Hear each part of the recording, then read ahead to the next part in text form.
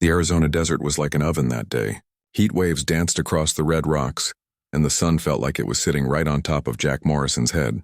He'd been riding since dawn, and his throat was dry as sandpaper. His horse Dakota was moving slow, conserving energy in the brutal afternoon heat. Jack was 42 years old, but the desert had aged him beyond his years. Deep lines creased his weathered face, and his hands were rough from decades of ranch work. He'd been drifting from one job to another for as long as he could remember, never really belonging anywhere. Some men were meant to settle down. Jack figured he wasn't one of them. The canyon walls rose up on either side of him, towering red cliffs that had stood there for thousands of years. Jack knew this trail well enough. He'd ridden it plenty of times, cutting through to get to the next town, the next job, the next temporary place to rest his head. But something caught his eye as he rounded a bend. At first, he thought it was just a shadow or maybe a dead animal. Then Dakota nickered nervously, and Jack sat up straighter in his saddle. There was something there near the dried-up creek bed. He pulled Dakota to a stop and squinted against the glare. That wasn't an animal. It was a person. Jack's heart started beating faster. Out here, finding someone usually meant trouble. Could be a trap set by bandits. Could be someone dying of thirst or snakebite. Either way, riding past wasn't really an option. Not for a man who still had a conscience. He urged Dakota forward slowly, his hand resting on the rifle strapped to his saddle. As he got closer, he could see more clearly now. It was a woman lying crumpled on her side. Her clothes were dusty and torn. And there was blood. A lot of it. Jack dismounted quickly, his boots hitting the ground with a soft thud. He approached carefully, not knowing if she was alive or dead. When he got close enough, he could see she was breathing, but barely. Her chest rose and fell in shallow, irregular gasps. She was Apache. He could tell from her clothing and the beadwork on her leather dress. Her long black hair was matted with dust and sweat. She looked young, maybe in her mid-20s. Her face was pale beneath her bronze skin, and her lips were cracked and bleeding from dehydration. Jack knelt beside her and gently turned her onto her back. That's when he saw the wound. A deep gash ran across her left thigh, probably 8 inches long. The blood around it had dried and crusted, but fresh blood still seeped from the edges. The wound was hours old, maybe since yesterday. However it happened, she'd been lying here a long time. He grabbed his canteen and carefully dripped water onto her lips. She didn't respond at first, but after a moment her tongue moved slightly, trying to catch the moisture. Her eyelids fluttered but didn't open. Jack looked around. There were no signs of anyone else, no tracks except hers leading from the east. No horse, no supplies, nothing. Whatever had happened to her, she'd been alone when it did. He checked the wound more carefully. It wasn't from an animal, the cut was too clean. A knife, most likely. Someone had attacked her and left her here to die. The thought made his jaw tighten. Whatever else was true, whatever conflicts existed between settlers and tribes, leaving someone to die like this wasn't something Jack could stomach. The problem was, she needed help fast. Real help, not just water and a bandage. That wound could get infected if it wasn't already. She'd lost a lot of blood. And this heat would kill her before nightfall if he didn't do something. Jack stood up and looked around. The nearest town was Copper Ridge, about 15 miles west. 15 miles of rough terrain, rocky paths, and desert sun. She couldn't walk it, that was certain. Even if she woke up, which seemed unlikely, she'd never make it 100 yards on that leg. He looked at Dakota, standing patiently in the shade of a rock formation. The horse was tired from the day's ride. Carrying 2 people 15 miles in this heat might be too much, especially when one of them was injured and might not be able to hold on. Jack ran his hand through his hair, thinking hard. He could ride to town, get help, come back with a wagon, but that would take hours, maybe 6 or 7 hours total. She didn't have that kind of time. He could see it in the way she was breathing, hear it in the rattle in her chest. Every minute counted now. There was really only one choice, even though his mind fought against it. He'd have to put her on Dakota and walk alongside, leading the horse. It would be slow, painful, and his feet would be destroyed by the time they reached town, but it was the only way to get her there alive. Jack looked down at the woman again. Her face was peaceful despite the pain she must be in. Something about her reminded him of someone, though he couldn't quite place who. Maybe it was just that she looked vulnerable, human, in need of help. The same way anyone would in her situation. He made his decision. Walking back to Dakota, he untied his bedroll and a length of rope. He'd need to make something to keep her secure on the horse. A travois would work, but he didn't have the materials for a proper one. Instead, he'd have to improvise, maybe fashion a kind of sling that would support her weight. As he worked, breaking branches from a nearby mesquite tree, he wondered what people would say. A white cowboy helping an Apache woman wasn't exactly common, especially not lately. Tensions had been running high all across the territory. There'd been raids, retaliations, anger on both sides. Most folks in Copper Ridge wouldn't understand. Some might even cause trouble over it. But Jack had learned something over his 42 years. When you stripped away all the politics and hatred and fear, people were just people. This woman bleeding in the sand wasn't his enemy. She was just someone who needed help. And if he'd learned anything from his own hard life, it was that sometimes a single act of kindness was the only thing standing between a person and complete darkness. He finished his makeshift support system and carefully lifted the woman. She was lighter than he expected, probably from dehydration and blood loss. He secured her as gently as he could onto Dakota's back, making sure she wouldn't slide off. Dakota shifted nervously but held steady. Good horse. Always had been. Jack took one last look at the canyon around them. The sun was starting its descent toward the western horizon. If they moved steady, they might reach Copper Ridge by midnight. He grabbed Dakota's reins, gave the horse a reassuring pat on the neck, and started walking. The woman's life was in his hands now, and somewhere in the back of his mind, Jack couldn't shake the feeling that this decision, this one choice to help a stranger, was going to change everything. The first mile was the hardest, not because of the distance, but because of what it meant. Every step Jack took away from that canyon was a step into uncertainty. His boots crunched against the rocky ground and sweat poured down his face. He kept one hand on Dakota's reins and the other ready to steady the woman if she started to slip. She hadn't woken up yet. Every few minutes, Jack would glance back to check if she was still breathing. Each time, he felt a small wave of relief when he saw her chest rise and fall. Shallow breaths, but breaths nonetheless. Dakota plodded along beside him, the horse's head hanging low in the heat. Jack had owned Dakota for 6 years now. Bought him off a ranch in New Mexico with the last of his savings after his previous horse went lame. Since then, Dakota had been more than just transportation. In a life where nothing stayed permanent, where jobs ended and people drifted away, Dakota had been the one constant. That horse had carried him through sandstorms and snowstorms, had brought him to work when he needed it most, had stood patient while Jack slept rough under the stars, too broke to afford a room. Dakota wasn't just a horse. He was family, the only family Jack had left. And now with each step, Jack was walking toward a decision he knew he'd have to make. A decision that was already forming in his gut like a stone.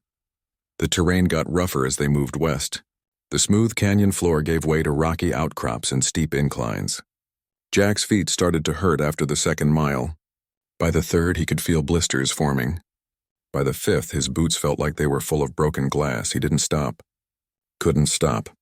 The sun was getting lower, which helped with the heat, but it also meant time was running out. The woman needed a doctor, needed medicine, needed care that Jack couldn't provide out here with just a canteen and some old bandages. As darkness started to fall, Jack allowed himself one brief rest. He found a flat area between two rocks and gently checked on the woman again. Her forehead was burning up. Fever, that was bad. The wound was probably infected already. He gave her more water, just drops on her lips. She swallowed reflexively but didn't wake. Her breathing had gotten worse, more labored. Jack felt a knot of fear in his chest. What if she didn't make it? What if all this walking and pain and struggle, what if it was for nothing? He pushed the thought away. Couldn't think like that. Had to keep moving. Dakota nuzzled his shoulder and Jack reached up to stroke the horse's muzzle. I know, boy. I know you're tired. Just a few more miles. We'll get there. But as he said it, Jack was calculating in his head. The doctor in Copper Ridge was named Hendricks. Jack had met him once briefly. The man was competent but cold, the kind of person who saw patients as transactions rather than people. And Jack knew with absolute certainty that Hendricks wouldn't treat an Apache woman out of the goodness of his heart. Not in current times, not with all the tension in the territory. Treatment would cost money. Jack had maybe $20 in his pocket, money he'd been saving for supplies and his next month's living expenses. $20 might not be enough. Probably wasn't enough. which left Dakota. Jack stood there in the gathering darkness, his hand on his horse's neck, facing the truth he'd been avoiding since he first picked up that woman. If Hendricks refused to treat her for $20, Jack would have to offer more. And the only thing he had of value was Dakota. A horse like Dakota could sell for $70, maybe $80. More than enough to cover any medical treatment, but it would leave Jack with nothing. No horse meant no way to get to the next ranch, no way to work cattle or travel distances. Out here, a man without a horse was like a bird without wings, grounded, helpless. Jack could feel the weight of the choice pressing down on him. Every practical part of his brain screamed that he was being a fool. He didn't know this woman, didn't owe her anything. She was a stranger and an Apache at that, which meant helping her might bring him more trouble than gratitude. But then he looked at her, lying unconscious on Dakota's back, her life hanging by a thread, and he thought about all the times in his own life when he'd needed help. When his wife had died and the neighbors had brought food even though they had little themselves. When he'd been sick with fever and a ranch owner had let him stay in the bunkhouse for 2 weeks without charging him. Small acts of kindness that had kept him alive when everything else wanted to kill him. Maybe this was his turn to be that person for someone else. Jack started walking again.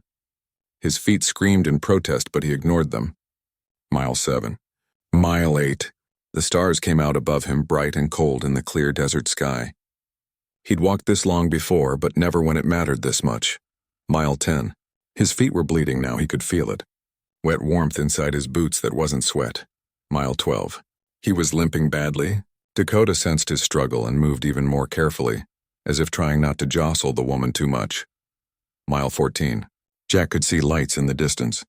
Copper Ridge. Just a small collection of buildings, but right now it looked like the most beautiful thing he'd ever seen. The last mile took forever. Each step was agony.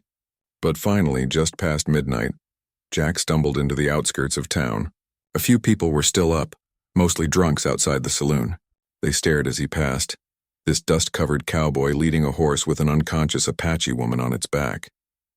Jack ignored them. He headed straight for Hendricks' office, which doubled as his home. There was a light on inside. Jack knocked hard. The door opened and Hendricks stood there looking annoyed. He was a thin man with wire-rimmed glasses and a perpetual scowl. "Do you know what time it is?" "Got an emergency," Jack said, his voice hoarse from thirst and exhaustion. "Woman's been wounded. Needs treatment right now." Hendricks looked past him to Dakota, saw the woman, and his expression hardened. "That's an Apache." "That's a person who's dying," Jack shot back. "You're a doctor. Help her. I don't treat Indians. Too much trouble. Take her to her own people." Jack stepped closer. "Her people are days away. She'll be dead by morning if you don't help. I've got $20. "I'll pay you up front." Hendricks shook his head. "Can't be done. Town wouldn't like it. I've got a reputation to think about." Jack stood there swaying on his feet, so tired he could barely think. This was the moment. The choice he'd known was coming since mile 1. He looked at Dakota, standing there faithful and patient as always. Then he looked at the woman, her face pale in the lamplight, death creeping closer with every passing second. $20, Jack said slowly. "And my horse. That's a $70 animal, maybe more. $90 total. You help her, she's yours as payment. You don't help her, I'll make sure everyone in this territory knows that the doctor in Copper Ridge let someone die on his doorstep because he cared more about money than saving lives." Hendricks' eyes narrowed. He looked at Dakota, assessing the horse's value. Then he looked at Jack, trying to figure out if the threat was real. Finally, he stepped aside. "Bring her in. But the horse is mine the moment she's stable. Deal?" Jack felt something break inside him, but he nodded. "Deal." He carefully lifted the woman off Dakota's back and carried her into Hendricks' office. As he laid her on the examination table, he reached out one last time and touched Dakota's nose. "I'm sorry, boy," he whispered. Then he turned away before he could change his mind. Jack spent the first night sitting on a wooden crate outside Hendricks' office. His feet throbbed with pain, his back ached from the long walk, but he couldn't bring himself to leave. Not while her life still hung in the balance. Through the window he could see Hendricks working by lamplight, cleaning the wound, stitching, bandaging. The doctor's movements were efficient, mechanical. At least he was competent even if he lacked compassion. Around 3 in the morning, Hendricks finally came outside. He wiped his hands on a blood-stained cloth and looked down at Jack with an expression that might have been grudging respect. "She'll probably live," he said flatly. "Lost a lot of blood and the infection's bad, but I've seen worse. She's young and strong." "That helps." Relief washed over Jack like cool water. "Can I see her?" "She's unconscious. Needs rest. Come back in the morning." Hendricks paused. "Your horse is in my stable out back. I'll take good care of him. He's a fine animal." Jack nodded, not trusting himself to speak. Hendricks went back inside, and Jack was alone in the dark street. He had nowhere to go. The $20 he'd planned to use for a room was gone, paid to the doctor. He was broke, horseless, and exhausted beyond measure. He made his way to the stable behind Hendricks' office. Dakota was there in one of the stalls, already brushed down and fed. The horse whinnied softly when he saw Jack. Jack walked over slowly, his feet leaving bloody prints on the stable floor. "Hey, boy," he whispered, pressing his forehead against Dakota's neck. "You're gonna have a good life here. Hendricks might be cold, but he takes care of his animals. That's something." Dakota nuzzled him as if sensing this was goodbye. Jack stood there for a long moment, memorizing the feel of his horse's warmth, the familiar smell, the steady breathing. Then he found an empty stall, collapsed into the hay, and fell into a deep, dreamless sleep. He woke to voices. Harsh, angry voices. Sunlight was streaming through the stable's gaps, and Jack sat up groggily, his whole body one massive ache. He limped to the stable door and peered out. A group of men had gathered outside Hendricks's office. Maybe a dozen of them, townspeople Jack recognized from his previous visits to Copper Ridge. They were arguing with the doctor, who stood in his doorway with his arms crossed. "You can't keep an Apache here," one man was saying. He was big, with a thick beard and the look of someone used to being obeyed. "It's not safe." "What if her people come looking for her?" "What if she's a scout?" another added. "Could be reporting back to a raiding party." Hendricks adjusted his glasses. "She's barely conscious and half dead from blood loss." "She's not reporting anything to anyone." "And I'm a doctor. I don't refuse patients." "Since when?" the bearded man shot back. "You refused to treat old Peterson last month because he couldn't pay." "Peterson had a cold," Hendricks said coldly. "This woman had a life-threatening injury." "There's a difference. And besides, I was paid very well for this service." Jack felt anger rising in his chest. He pushed open the stable door and walked out into the morning light, limping badly. The group of men turned to look at him. "That would be me who paid," Jack said.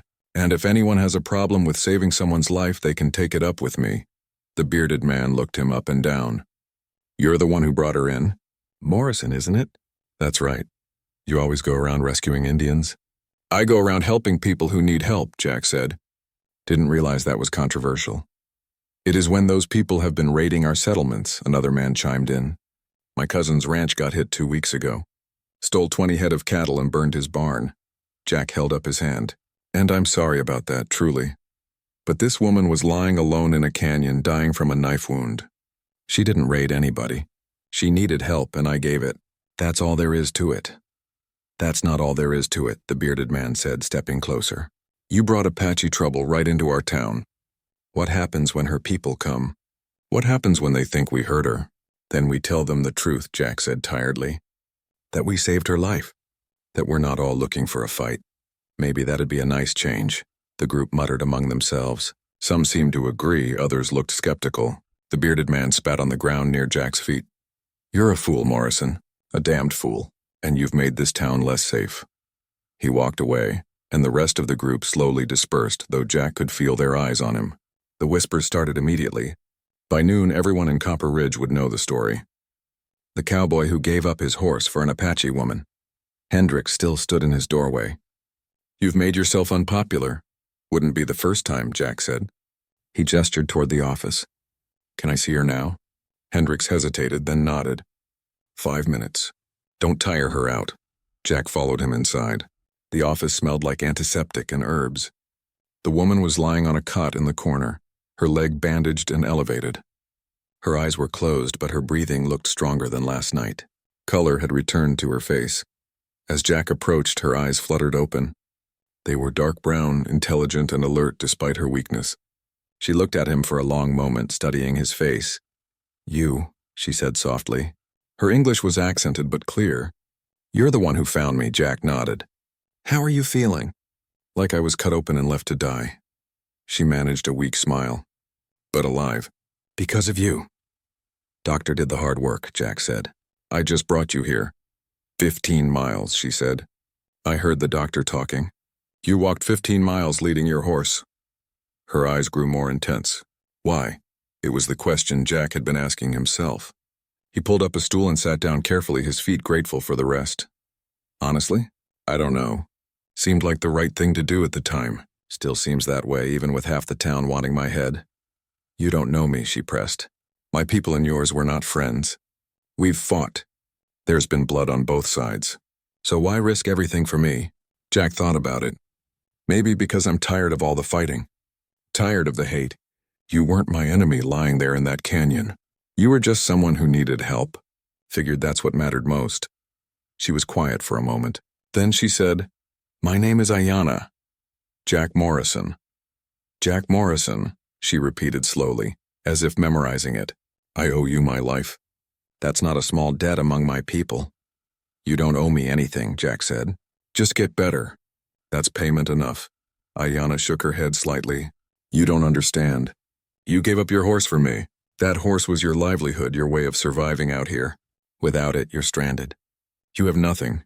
I'll figure something out, Jack said, though he had no idea how. Always do. I heard the people outside, Ayanna continued. They're angry you helped me. You've made yourself an outsider in your own town. You've lost your horse, your money, your standing. All for a stranger. Her eyes filled with tears. Why would anyone do that? Jack felt uncomfortable with her gratitude. He'd never been good at accepting thanks. Seemed like the right thing, he said again lamely. They sat in silence for a moment. Then Ayanna said, I need to get back to my people. They'll be worried. And I have something I need to discuss with my father. You're not going anywhere for at least a week, Hendricks called from across the room. That wound needs time to heal. You try walking on it now, you'll tear the stitches and probably bleed out. Ayanna's jaw tightened with frustration, but she nodded. She looked back at Jack. Will you stay? Until I can travel? Jack glanced at Hendricks, who shrugged. You can sleep in the stable, the doctor said. I'm not a complete monster. But don't expect any meals. I'm running a medical practice, not a boarding house. Jack looked back at Ayanna. Something in her expression made him nod. I'll stay. Over the next 3 days, Jack made himself useful around town, doing odd jobs for food and supplies. He repaired a fence for the blacksmith, mucked out stables, helped unload a freight wagon. People still whispered and stared, but Jack ignored them. He'd been an outsider most of his life. This was nothing new. Every evening, he'd visit Ayanna. She was healing quickly, her strength returning day by day. They talked about everything and nothing. She told him about her people, their ways, their struggles. He told her about his life, the ranch he'd lost, the family he'd buried, the lonely years that followed. On the 4th morning, Hendricks came to the stable where Jack was sleeping. She's asking for you. Says she's strong enough to travel and wants to leave today.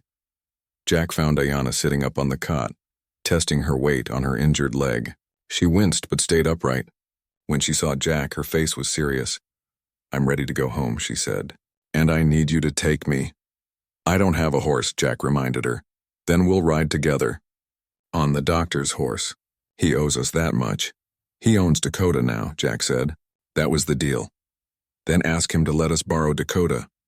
Tell him we'll bring him back. Jack doubted Hendricks would agree, but to his surprise, the doctor nodded when asked. 3 days, he said. You're not back in 3 days. I'm keeping the horse permanently and reporting it as stolen. Understood? Jack agreed. It was more than he'd hoped for. That afternoon, he helped Ayanna onto Dakota's back and climbed up behind her.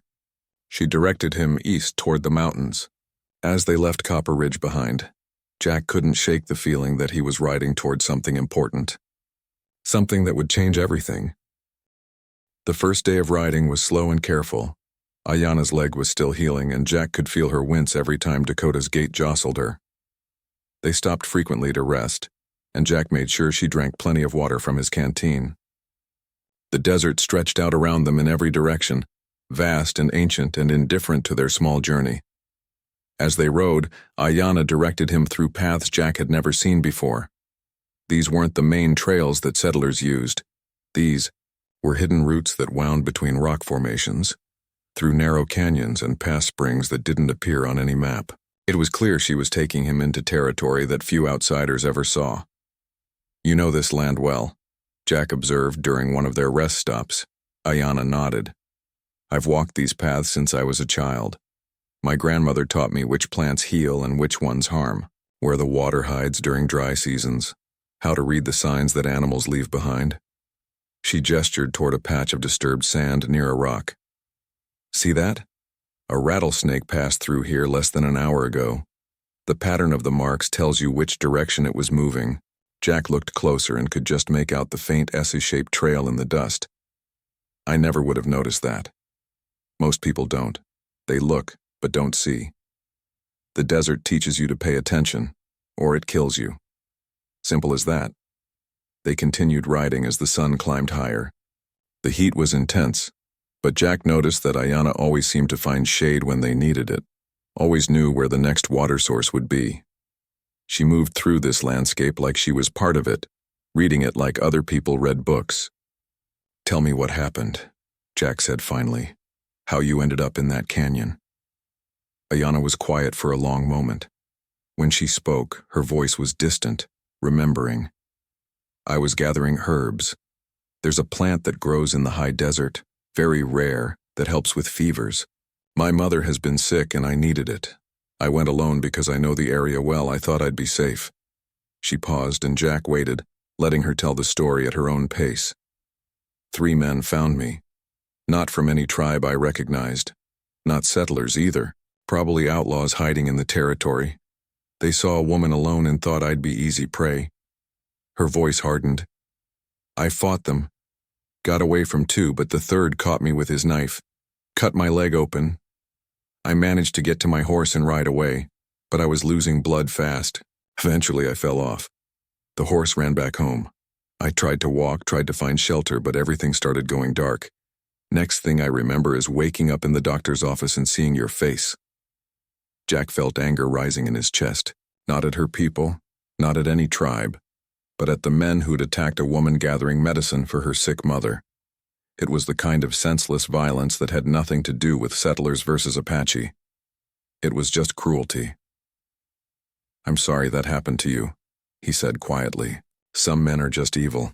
Got nothing to do with where they're from or what they look like, just evil." Ayanna glanced back at him. "You understand that. Most of your people don't.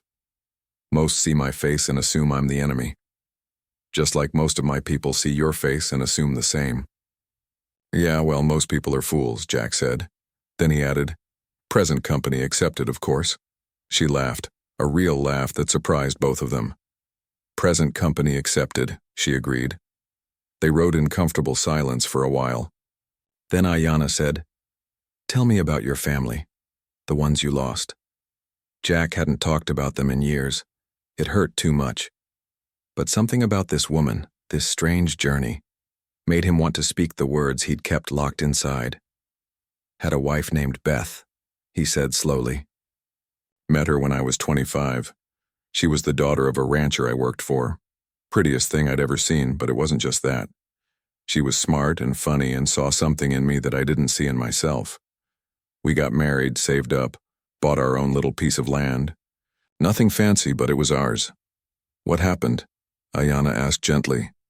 "Drought came. Lasted 3 years. Crops failed. Cattle died. We held on as long as we could, but eventually the bank took the land. We lost everything." Jack's throat felt tight. "Beth was pregnant when we had to leave. We were heading west, looking for work, living in a wagon. She went into labor too early. We were a day away from the nearest town with a doctor." He stopped, the memory so painful it felt like broken glass in his chest. "The baby didn't make it," he continued quietly. "And Beth, she tried so hard, but she was too weak from all the travel and poor food. She died 3 hours after the baby. I buried them both on a hillside under a cottonwood tree. That was 13 years ago. Haven't had a family since." Ayanna reached back and squeezed his hand. "I'm sorry. That's a heavy grief to carry alone." "We all carry something," Jack said. "What about you? You got family waiting for you?" "My mother and father. 2 younger brothers. My grandmother, who raised me after my own mother got sick when I was young. Wait, I said that wrong. My mother who's sick now, she's actually my mother. But my grandmother helped raise me because mother was often too weak. She shook her head. Family is complicated. Always is, Jack agreed. I had someone once, Ayanna said quietly. A man from another band. We were going to marry, but he was killed in a fight with settlers 3 years ago. He wasn't even part of the fighting. He was just trying to get his horse out of the way, and a bullet found him anyway. Wrong place, wrong time. That's hard, Jack said. When it's random like that, it's even harder to make sense of. Yes, she agreed. I've been alone since then, not ready to trust my heart again. Maybe never will be. They understood each other, Jack realized. Both of them carrying losses. Both of them learning to survive alone.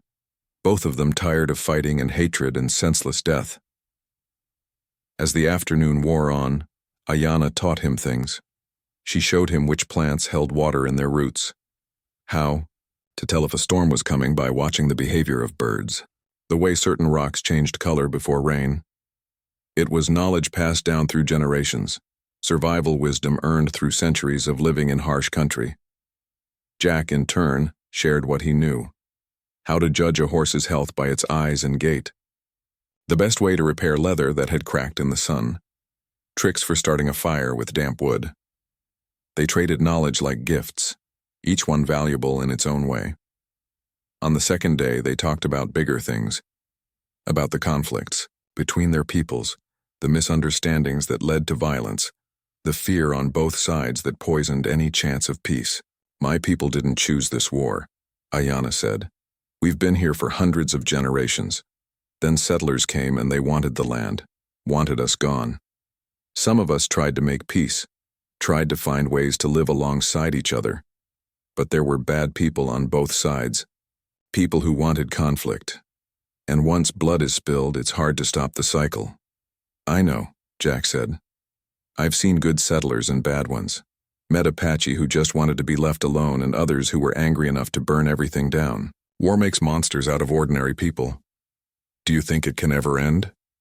Ayanna asked. The fighting? Jack thought about it. Maybe. If enough people on both sides get tired of burying their loved ones. If enough people start seeing each other as human instead of enemy. But it takes something big to change things. Something that proves peace is possible. Maybe that's what this is, Ayanna said thoughtfully. You and me. An unlikely alliance. Maybe we're proof that it can work. Maybe, Jack said. Though I don't know if two people can change the world. All change starts small, Ayanna replied.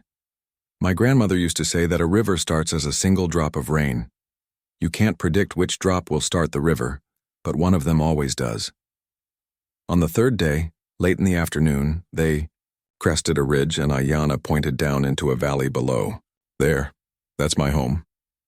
Jack looked down and saw a small settlement nestled against the base of a mountain. Traditional Apache dwellings, maybe 30 or 40 of them, arranged in a loose pattern. Smoke rose from cooking fires. He could see people moving about, children playing the rhythms of daily life. Before we go down, Ayanna said, turning in the saddle to face him, I need to tell you something. My father is an elder, a leader in our band. He's wise and fair, but he's also protective. When he sees a white man bringing his wounded daughter home, his first instinct might not be gratitude. You saying I should be worried? I'm saying you should let me do the talking, at least at first. Tell the truth about everything. Don't try to make yourself look better than you are. My people respect honesty above all else. Jack nodded. I can do that. Honesty's about all I've got left anyway. Ayanna smiled. That and a good heart. That'll count for something. As they rode down into the valley, people began to notice them. A shout went up, and suddenly the entire camp was in motion. People rushed toward them, and Jack saw the exact moment when they recognized Ayanna. The joy on their faces was unmistakable. An older man pushed through the crowd. He was tall, with long gray hair, and a face carved by time and worry. When he saw Ayanna, Something in his expression broke. He helped her down from the horse and she collapsed into his arms, both of them holding each other tight. That must be her father, Jack thought. And in that moment of reunion, seeing the relief and love between them, Jack knew he'd made the right choice back in that canyon. Whatever happened next, saving this woman's life had been worth it. Jack stood in the center of the Apache camp, feeling the weight of every stare. He'd been in uncomfortable situations before, but this was different. Here he wasn't just an outsider. He was potentially an enemy, a representative of the people who'd brought so much pain to these families. Ayana's father, who introduced himself as Nantai, gestured toward a dwelling at the edge of the camp. "Come, sit. We will talk." Jack followed, acutely aware that Ayana was limping badly now. The long ride had taken its toll on her healing wound. An older woman, who Jack guessed was her mother, rushed forward to support her. The relief and worry on her face told Jack everything he needed to know about how terrified they'd been when Ayana disappeared. Inside the dwelling, it was cooler and darker. Nantai sat cross-legged on the ground and indicated that Jack should do the same. Ayana sat between them, and several other elders quietly entered and arranged themselves in a semicircle. This wasn't just a conversation, Jack realized. This was a council. "My daughter tells me you saved her life," Nantai said. His voice was neutral, giving nothing away. "She says you found her dying and walked 15 miles to get her help. That you gave up your only horse to pay for her treatment. Is this true?" "Yes, sir," Jack said simply. "Why?" It was the same question Ayana had asked, the same question the townspeople had asked, the same question Jack had asked himself 100 times. He took a breath and gave the only answer he had. "Because leaving her there felt wrong. I've lost people I loved. I know what it feels like. Couldn't do that to someone else's family if I had a choice." One of the other elders spoke, an older woman with sharp eyes. "You gave up everything for a stranger. For one of us. This doesn't make sense. Your people and ours were at war." "I'm not at war with anybody," Jack said. "Never have been. I'm just a man trying to make an honest living. When I saw your daughter lying there, I didn't see an Apache. I saw a person who needed help." "Pretty words," another elder said skeptically. "But words are easy. Actions matter more." "The actions speak for themselves," Ayana interjected. He walked until his feet bled. He gave up his horse, which means he gave up his ability to work, to survive. He made himself an enemy to his own people by helping me. All of this for someone he'd never met. If that's not proof of character, I don't know what is. The elders murmured among themselves. Nantai raised his hand for silence, then looked directly at Jack. "Tell me about yourself. Who are you? Where do you come from?" So Jack told his story. He didn't dress it up or try to make himself sound better. He talked about the farm he'd lost, his wife and child in the ground, the years of drifting from job to job. He spoke about loneliness and grief and the simple struggle to keep going when everything felt pointless. He talked about Dakota, the horse that had been his only companion, and what it had cost him to give that up. When he finished, Nantai was quiet for a long moment. Then he said something Jack didn't expect. "I understand loss. My oldest son was killed 5 years ago by settlers who mistook him for a raider. He was hunting alone far from here. They shot him and left his body for the vultures. We found him 3 days later." Nantai's voice was steady, but Jack could hear the old pain underneath. "Since then, I've had to fight the hatred in my heart. Had to stop myself from wanting revenge against all white men. It's hard to see beyond anger when you've lost someone." "I'm sorry," Jack said quietly. "No parent should have to bury their child." "No," Nantai agreed. "And yet you did. You buried both wife and child, so you understand what I mean when I say that hatred is easy, but wisdom is hard. The easy path is to see all white men as my son's killers. The hard path is to judge each person by their own actions." He stood up and everyone else followed. Jack rose awkwardly, his knees protesting after the long sit. "You will stay with us tonight," Nantai announced. "You've brought my daughter home safely. That deserves hospitality at minimum. Tomorrow, we will talk more." The council dispersed and Ayana led Jack to a small guest dwelling. "That went better than I expected," she said with a small smile. "My father likes you. He wouldn't have shared his story about my brother otherwise." "I didn't know you'd lost a brother," Jack said. "We've all lost someone," Ayana replied sadly. "That's what this war does. Just creates more graves on both sides." That evening, Jack was invited to share a meal with Ayana's family. Her mother, who spoke less English than the others, kept touching Ayana's face as if reassuring herself that her daughter was really there. Her two younger brothers, both in their teens, watched Jack with open curiosity. The food was different from what Jack was used to, but good. Some kind of stew with corn and beans, flatbread cooked on hot stones, a tea made from desert herbs. They ate in comfortable quiet, the kind of silence that happens when people are too grateful to need words. After the meal, Ayana took Jack on a walk around the camp. She was limping less now, though she still favored her good leg. "I want to show you something," she said. They walked to the edge of the settlement where the camp bordered the open desert. The sun was setting, painting the sky in shades of orange and red and purple. From here, Jack could see for miles in every direction. "This is where I come when I need to think," Ayana said. "When I was young, my grandmother would bring me here and tell me stories about how our people have lived on this land for more generations than anyone can count, how we know every rock and plant and animal, how the land itself is sacred to us." "It's beautiful," Jack said honestly. "It is, but it's disappearing." She gestured toward the horizon. "Every year more settlers come. More land is claimed. More boundaries are drawn. My father knows that eventually we'll have no place left to go. That's why he's been trying to make peace, trying to find ways to coexist. But it's hard when most settlers see us as obstacles to be removed." "Not all of us think that way," Jack said. "I know. You proved that. But you're rare, Jack Morrison. Most men wouldn't have done what you did." They stood in silence, watching the sun sink lower. Then Ayana said, "Tomorrow my father is going to make you an offer. A very unusual offer. When he does, I want you to think carefully before answering." "What kind of offer?" "The kind that could change your life. The kind that's never been made to an outsider before." She looked at him seriously. "But it will also come with responsibilities. With expectations. It's not a gift given lightly." Jack felt a flutter of nerves in his stomach. "Can you tell me what it is?" "No. It needs to come from my father.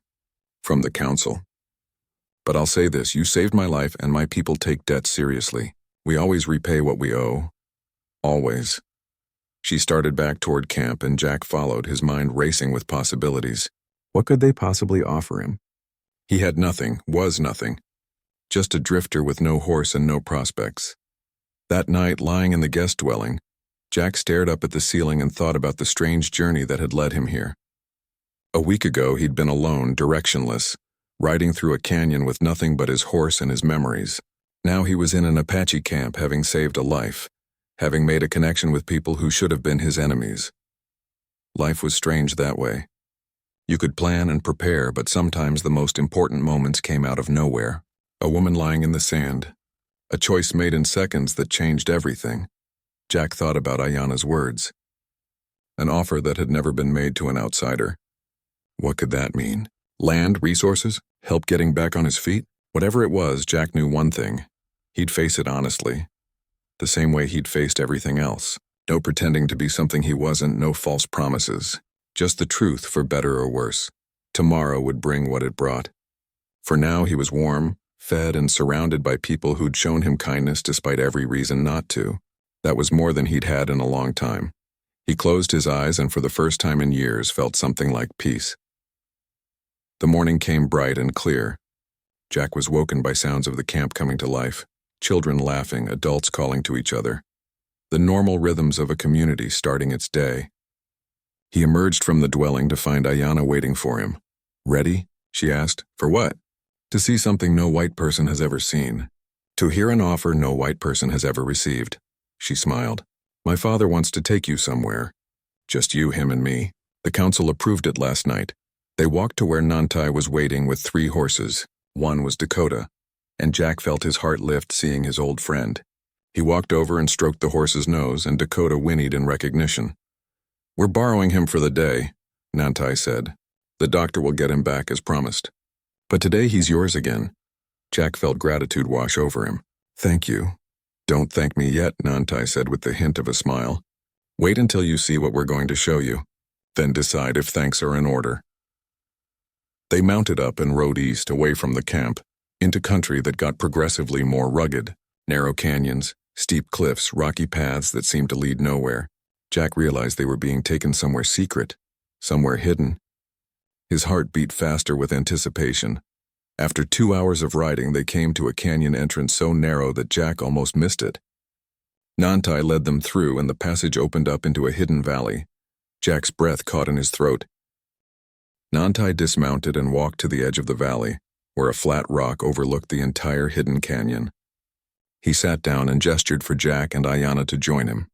Jack slid off Dakota's back, his legs trembling slightly. He'd thought he'd seen everything life could throw at him, but this moment felt bigger than anything he'd experienced before. My people have protected this place for 6 generations, Nantai began. Maybe longer. The exact history is lost, but the responsibility remains. These horses are descended from animals that escaped from Spanish conquistadors 300 years ago. They've adapted to this land, become part of it. They're strong, smart, and valuable. Jack watched a group of young horses playing in the stream below. Their coats shone in the sunlight, muscles rippling under their skin. Each one would fetch top dollar at any market in the territory. The whole herd represented wealth beyond anything Jack had ever imagined. We've kept this place secret for a reason, Nantai continued. If word got out, every horse thief and greedy rancher in 3 territories would descend on us. The herd would be destroyed in a season, so we protect it. We share knowledge of it only among our most trusted people. I understand, Jack said, and I won't tell anyone. You have my word. I know, Nantai said, but I'm not just asking you to keep a secret. I'm offering you something more. Something that's never been offered to an outsider before. He turned to face Jack directly, his weathered face serious and intense. You saved my daughter's life at great personal cost. You gave up everything you had without hesitation. In my culture, such a debt must be repaid with equal value. Your sacrifice was enormous. Our response must match it. Jack wanted to protest, to say that no payment was necessary, but something in Nantai's expression told him to stay quiet and listen. The council met last night after you went to sleep, Nantai said. We talked for hours. Some argued that no white man should be trusted with our secrets. Others said that a debt of life must be honored regardless of skin color. In the end, we reached a decision, a unanimous one. He paused, letting the weight of his words settle. We're offering you the right to work with these horses, to capture and train them under our guidance. And more than that, we're offering you land on the eastern boundary of our territory, enough to build a small ranch. The land borders both our territory and settler territory. You would be, in effect, a bridge between 2 worlds. Jack's mind reeled. Land? The right to work with these incredible horses? It was more than he'd dreamed possible. But he forced himself to think clearly, to understand the full picture. What would be expected of me? He asked carefully. What would I owe in return? Nantai nodded approvingly, as if Jack had passed some kind of test by asking the right question. Several things. First, you would learn our way of working with horses. Not the breaking method that settlers use, but our method. Patience, respect, building trust. It takes longer, but it creates better horses. Ayana would be your teacher in this. Jack glanced at Ayana, who met his eyes steadily. She'd known about this offer, he realized. Had been part of planning it. Second, Nantai continued, you would serve as a trader, a connection point. Apache who have horses to sell would bring them to you. Settlers who want to buy quality horses would come to you. You'd be neutral ground, a place where both sides could do business without conflict. That could be dangerous, Jack said honestly. Both sides might see me as a traitor. Yes, Nantai agreed. This is not an easy path we're offering. You'd face suspicion from your own people and wariness from ours. You'd have to prove yourself constantly to both sides. But if it worked, if you could establish a place where trade happened peacefully, it could show both our peoples that cooperation is possible. The third elder, who'd been silent until now, spoke up. She was the older woman from the previous night's council, the one with sharp eyes that seemed to see right through people. You'd also be expected to help defend this valley if it was ever discovered, she said bluntly. These horses are sacred to us. If someone threatened them, you'd be obligated to stand with us, even against your own kind if necessary. Could you do that? Jack thought about it carefully. Could he fight against other settlers if it came to that? The honest answer was complicated. He didn't want to fight anyone. But if he accepted this offer, if he became part of this community, then yes, he'd defend what was important to them. I won't start fights, he said slowly, but I'll finish them if I have to. If someone came here to steal or destroy, I'd stand with you. I can promise that. The woman nodded, seeming satisfied with his answer. Ayana spoke up for the first time. There's something else you should know. This isn't just about horses and land. You'd be joining our community in a real way. You'd be expected to learn our customs, show respect for our ways. You'd attend councils when invited, help with community needs, be part of our extended family. It's not just a business arrangement. It's deeper than that. Jack looked at the three of them, understanding finally settling in. They weren't just offering him a job or a piece of land. They were offering him belonging, a place to call home, a community to be part of. It was everything he'd lost when his farm failed and his family died. Everything he'd been searching for in 13 years of drifting, but it came with strings attached. Big ones. He'd be caught between two worlds, trusted by neither, responsible to both. He'd have to learn new ways of doing things. He'd have to prove himself constantly, and he'd be taking on obligations that could put him in real danger. "Can I ask a question?" Jack said. "Of course," Nantai replied. "Why me?" "I mean, I understand the debt of gratitude, but there must be easier ways to repay it. Why offer something this significant? Why take the risk of bringing an outsider into something this important?" Nantai smiled, the first real smile Jack had seen from him. "Because of what you did with your horse. You see, we watched. After Ayana told us your story, I sent 2 of our young men to Copper Ridge to verify it, to make sure you'd told the truth. They talked to people in town, listened to the gossip, confirmed everything." He leaned forward, "And what they learned was this. You didn't just give up your horse to pay the doctor. You gave up your livelihood, your independence, your ability to survive. For a stranger. For someone your people have been taught to hate. That kind of character, that kind of heart, is exactly what we need in someone who'll be a bridge between our worlds." "A bridge requires strength," the older woman added. "But more than that, it requires flexibility. It must connect two sides while belonging fully to neither. You've already proven you can do that. You chose compassion over prejudice, community over isolation. That's rare." Jack felt emotion rising in his chest. These people, these supposed enemies, saw something in him that he'd forgotten was there. They saw the man he'd been before grief and loss had worn him down to nothing. "There's one more thing," Ayana said softly. "The land we're offering, the place where you'd build your ranch, it borders a stream with good water year-round. There's a hill nearby with 2 old cottonwood trees. Beautiful spot, peaceful." Jack's breath caught. 2 cottonwood trees.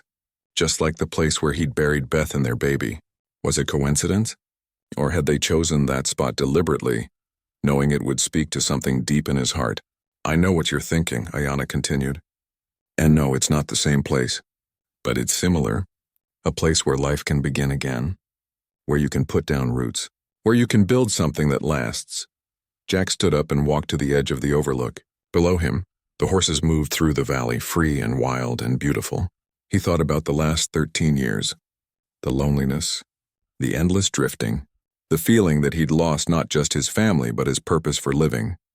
This offer, this impossible, generous, complicated offer, was a chance to find purpose again. To matter, to build something meaningful. But it scared him too. What if he failed? What if he couldn't live up to their expectations? What if he made things worse instead of better? He turned back to face them. "I need to be honest with you about something. I'm not special. I'm not a hero.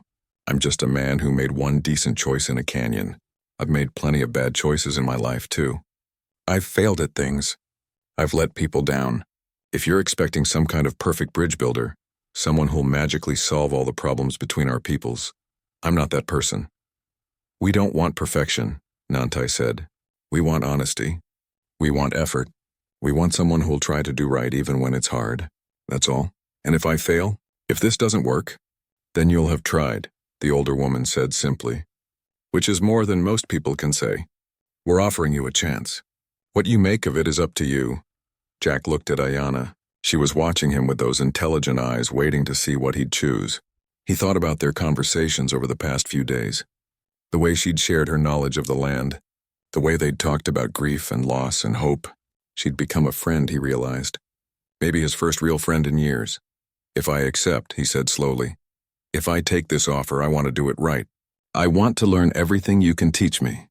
About horses, about your culture, about how to be the kind of bridge you're hoping for. I won't pretend to be something I'm not, but I'll work hard. I can promise that." The ride back to Copper Ridge took 2 days, and Jack spent most of it in quiet contemplation. Ayana rode beside him on a borrowed horse from the camp, her leg still healing but much stronger now. They didn't talk much, both lost in their own thoughts about what lay ahead. When they arrived in town, it was late afternoon. The same suspicious stares greeted them, maybe even more intense now that Jack was returning with Ayanna by his side. They rode straight to Dr. Hendrix's office. The doctor was outside, tending to his small garden. He looked up when they approached, his expression unreadable behind those wire-rimmed glasses. "You're back," he said simply, "and within the 3 days. I'm honestly surprised." Jack dismounted and held Dakota's reins out to Hendrix. "A deal's a deal." "He's yours now." "Treated him well, I hope." "Of course," Hendrix said, almost offended. "I'm many things, but I'm not cruel to animals." He took the reins, then looked at Ayanna. "And you? You're healed?" "Thanks to you," Ayanna said. "The wound is closing well." "You did good work." Hendrix nodded, uncomfortable with the praise. "That's my job." He looked between them, curiosity finally getting the better of him. "So what now? You're both just going to ride off into the sunset? Morrison, you don't even have a horse anymore." "Actually," Jack said, "I've got plans. Big ones. Going to build a ranch, work with horses. Got a piece of land and a partnership lined up." Hendrix raised an eyebrow. "With the Apache?" "With people who see potential in me," Jack corrected. "People who value character over skin color." "That's going to make you even more unpopular in this town than you already are," Hendrix warned. "People here don't trust Apache, and they really don't trust white men who side with them." "Then I guess it's good I'm not planning to live here," Jack said. He extended his hand. "Thank you, Doctor, for saving her life. I know you did it for the payment, but you still did it. That counts for something." Hendrix looked at Jack's outstretched hand for a moment, then shook it. "You're either the bravest man I've met or the biggest fool. Maybe both. Good luck, Morrison. You're going to need it." As they turned to leave, Hendrix called out, "Wait." He disappeared into his office and came back a moment later with a small cloth bag. "Medical supplies. Bandages, antiseptic, some basic medicines. Take them. Consider it my contribution to your impossible dream." Jack took the bag, genuinely touched. "Thank you, really, and don't thank me. Just try not to get yourself killed. I'd hate to think I wasted good medical care on someone who's just going to die in some pointless conflict." They left Copper Ridge on foot, Ayanna walking beside Jack. They'd go back to the Apache camp, gather supplies, and then Jack would begin the work of building his ranch. As they walked, Jack couldn't help but notice how the townspeople watched them. Some with anger, some with confusion, a few with what might have been respect. The journey back to the camp took 3 days on foot. It gave Jack time to think about everything he needed to do. He'd need to build a house, set up corrals, learn the Apache method of horse training, establish himself as someone trustworthy to both communities. It was overwhelming when he thought about it all at once. "Stop thinking so much," Ayanna said on the second day. "You're going to overwhelm yourself before you even start." "Can't help it," Jack admitted. "I've got a lot to prove. To your people, to myself. Don't want to mess this up." "Then focus on one thing at a time," she advised. "First we build your house. Then we set up the corrals. Then we start working with the horses. One step, then another step. That's how anything big gets done." Jack nodded, appreciating her practical wisdom. "You're right. One step at a time." When they arrived back at the camp, Nantai was waiting with news. "The council has selected a group to help you build. 10 men experienced in construction. They'll come with you to the land and stay until your ranch house is complete. It's our way of welcoming you properly." Over the next week, Jack learned what it meant to be part of a community again. The 10 Apache men who came to help weren't just workers, they were teachers. They showed him how to select the right timber, how to construct a house that would stay cool in summer and warm in winter, how to work with the land instead of against it. The site they'd chosen was perfect. A gentle hill overlooking a stream, with those 2 cottonwood trees Ayanna had mentioned. The trees were mature, their branches spreading wide, providing shade and a sense of permanence. Jack decided to build his house within view of them, close enough to hear the rustle of their leaves but far enough to give them space. The work was hard but satisfying. Jack's hands, soft from weeks of doing nothing, quickly developed new calluses. His muscles, unused to this kind of sustained labor, ached every night. But it was a good ache, the kind that came from building something real. Ayanna came every day, sometimes helping with the construction, sometimes teaching Jack about the plants and animals in the area. She showed him which herbs could be used for medicine, which plants were safe to eat, how to read animal tracks. Her leg was almost fully healed now, and she moved with a grace that made it hard to believe she'd been near death just weeks ago. "You're a natural teacher," Jack told her one evening as they sat watching the sunset. The frame of his house was up now, the walls beginning to take shape. "My grandmother taught me to teach," Ayanna said. "She used to say that knowledge hoarded is knowledge wasted. You have to pass it on or it dies with you." Smart woman. The smartest I've ever known. Ayanna was quiet for a moment. "She died last winter. I still miss her every day." "I'm sorry," Jack said. "Sounds like she would have been proud of what you're doing here. Helping bridge two worlds, I hope so. She always believed in peace even when it seemed impossible. Used to tell me that every act of kindness plants a seed. You never know which one will grow into something beautiful." The house took 3 weeks to complete. It wasn't fancy, just 2 rooms and a covered porch, but it was solid and well built. The Apache men had taught Jack techniques passed down through generations, ways of building that worked with the harsh climate instead of fighting it. When they finished, they held a small ceremony, blessing the house and the land. "May this place be a home of peace," Nantai said, standing in front of the completed structure. "May those who enter find welcome.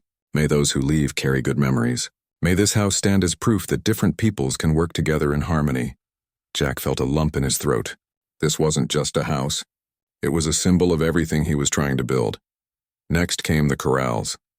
These were designed specifically for the Apache method of horse training, with rounded edges instead of sharp corners, plenty of space for the horses to move, and areas where human and horse could interact safely. Again, the community pitched in, showing Jack techniques he'd never seen before. "The difference between our way and the settler way," one of the men explained, "is that we don't break the horse's spirit. We invite the horse to join us. It takes longer, but the result is a partner, not a slave." Jack watched as they demonstrated with a young horse from the Sacred Valley. The horse was skittish at first, unused to human presence, but through patience and calm energy, they gradually earned its trust. Within a week, the horse was accepting a halter. Within 2 weeks, it was allowing a rider. "No violence, no force. Just patience and respect. I want to learn that," Jack said. "Really learn it, not just mimic it." So Ayanna became his primary teacher. Every morning, they'd go to the corrals and work with the horses.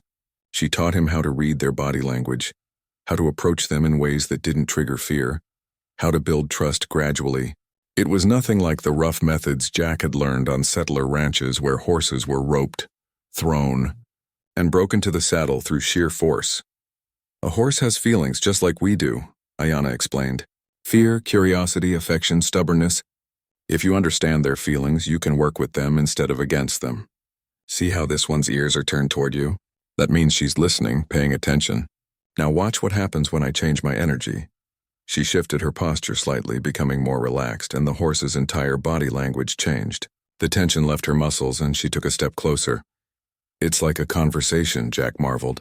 "Without words, exactly. And like any conversation, you have to listen as much as you talk, maybe more." The first horse Jack successfully trained on his own was a young stallion with a chestnut coat. He named him Phoenix after the mythical bird that rose from ashes. Because this ranch, this new life, felt like his own rebirth. The process took 6 weeks of patient daily work. But when Jack finally sat on Phoenix's back and the horse accepted him willingly, the feeling was unlike anything he'd experienced. "You did it," Ayanna said, her face glowing with pride. "Your first horse trained the right way." Word started to spread about Jack's ranch. Some settlers came out of curiosity, wanting to see this strange operation where a white man worked alongside Apache. Most were suspicious, a few were openly hostile, but some were genuinely interested. A rancher named Tom Whitfield showed up one day, a weathered man in his 50s with sharp eyes and a no-nonsense attitude. He watched Jack work with a horse for about an hour without saying a word. Finally, he spoke. "That's the gentlest handling I've ever seen. How long did it take you to train him?" 3 years had passed since that sweltering day in the canyon. 3 years since Jack Morrison had made the choice that changed his life. Standing on his porch now, looking out over the ranch that had grown beyond anything he'd imagined, Jack could barely recognize the broken, drifting man he'd been. The ranch had expanded. What started as one simple house and a few corrals had grown into a proper operation. There were now multiple training pens, a barn that could shelter 20 horses, a bunkhouse for workers who came to learn Jack's methods, and a trading post where both Apache and settlers conducted business freely. But more than the physical structures, what had grown was something intangible: trust, understanding, the slow, careful building of relationships between people who'd been taught to hate each other. Jack walked down to the main corral where a group of young people, both Apache and settler children, were learning to work with horses. This was something that had started organically about a year ago. A settler brought his son to learn horse training, and an Apache family asked if their daughter could learn too. Jack had said yes to both, and word had spread. Now he regularly taught groups of youngsters, showing them not just how to work with horses, but how to work with each other. "Mr. Morrison," a boy called out. He was maybe 12, the son of a local merchant. "The gray mare is responding to me, watch." Jack watched as the boy slowly approached the horse, his movements calm and measured, exactly as he'd been taught. The mare, who'd been wild and skittish when she arrived 2 months ago, stood still and allowed the boy to touch her neck. The kid's face lit up with joy. "Good work, Billy," Jack called out. "You're learning patience. That's the most important skill."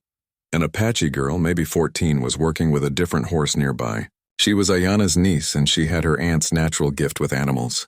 The horse she was training had already bonded with her, following her around the corral like a loyal dog. This was what gave Jack hope.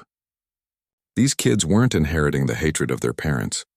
They were learning to see each other as fellow students, fellow humans. They were building friendships that might someday change the whole territory. Ayana emerged from the barn, carrying a saddle that needed repair. She'd become far more than just Jack's teacher over the past 3 years.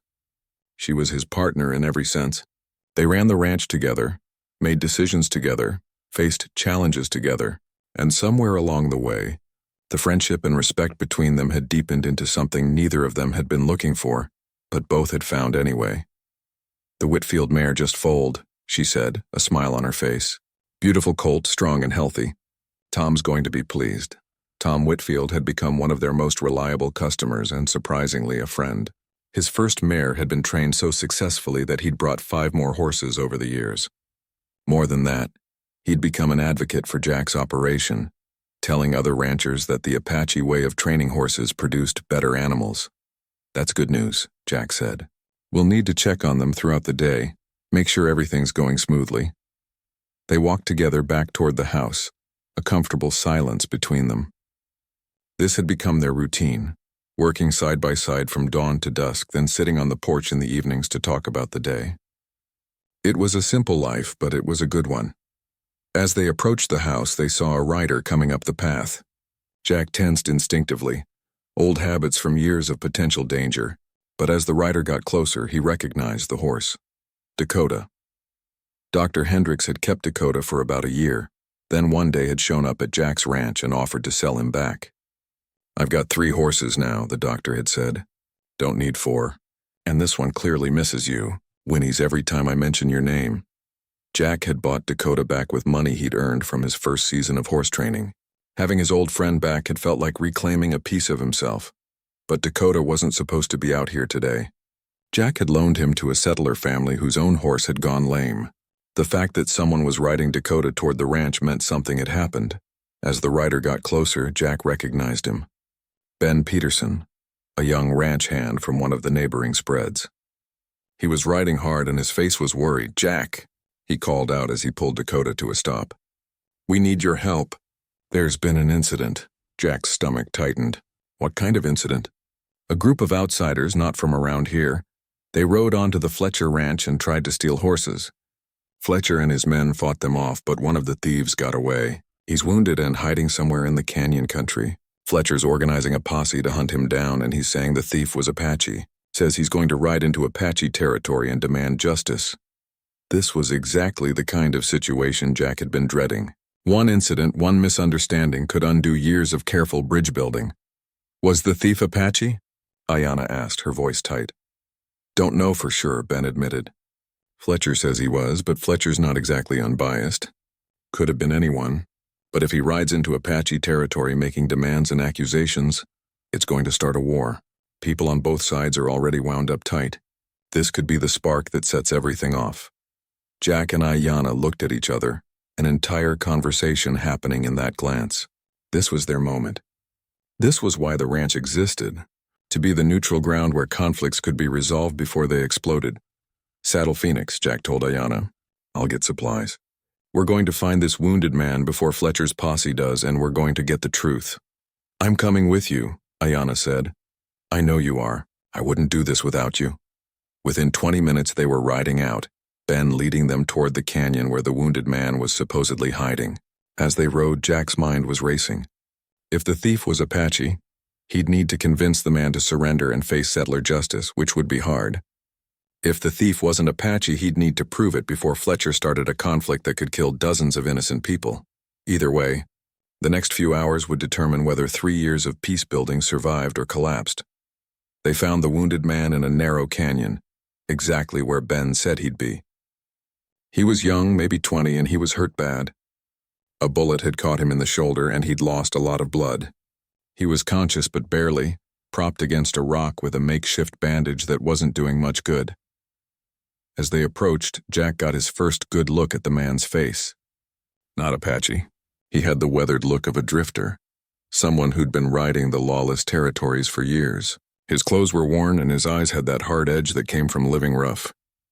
Who are you? The man gasped out, reaching weakly for a gun that wasn't there. I'm Jack Morrison. This is Ayanna. We're not here to hurt you, we're here to help. But I need you to tell me the truth. Did you try to steal horses from the Fletcher ranch? The man coughed, a wet, painful sound. Yeah, me and 2 others. We've been hitting ranches across 3 territories. Thought Fletcher would be easy. He wasn't. Your partners, where are they? Dead. Fletcher shot them. I got away, barely.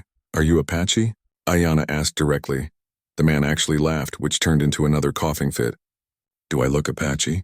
I'm Irish, for God's sake. Well, Irish and Mexican. Name's Daniel O'Brien. Been riding with outlaws since I was 15. Relief washed over Jack. The man wasn't Apache. That meant there was still a chance to stop this from spiraling into ethnic conflict. But they had to move fast. Fletcher's organizing a posse, Jack said. He thinks you're Apache, and he's planning to ride into Apache territory to demand justice. If that happens, people are going to die. A lot of people, Daniel coughed again. Not my problem anymore. I'm dying anyway. You're not dying if we can help it, Jack said. He pulled out the medical supplies Dr. Hendricks had given him 3 years ago. Ayanna, help me stop this bleeding. Ben, ride as fast as you can to Fletcher. Tell him we've found the thief. He's not Apache and we're bringing him in. Tell him to stand down the posse. Ben nodded and took off at a gallop. Jack and Ayanna worked quickly, cleaning the wound properly and applying fresh bandages. Daniel grimaced but didn't cry out. Tough kid, Jack thought. Tough and stupid, which was a dangerous combination. Why'd you do it? Ayanna asked as she worked. Why steal horses? It's what I know, Daniel said weakly. Never learned to do anything honest. Figured I'd steal until someone killed me. Guess someone finally did. You're not dead yet, Jack said. And when you heal up, you've got a choice. You can go back to stealing, and the next time you probably won't be so lucky, or you can learn to do something honest. I could use another hand at my ranch. Pay's not great, but it's steady and nobody's shooting at you. Daniel looked at him like he was crazy. You're offering me a job? After I just tried to steal horses? I'm offering you a chance to be something other than an outlaw. What you do with that chance is up to you. They got Daniel onto a horse, Jack supporting him to keep him from falling off. The ride back to Jack's ranch took 2 hours. Daniel barely conscious the whole way. When they arrived, Fletcher's posse was there waiting. About 15 men, all armed, all looking ready for violence. Tom Whitfield was there too, standing slightly apart from the group.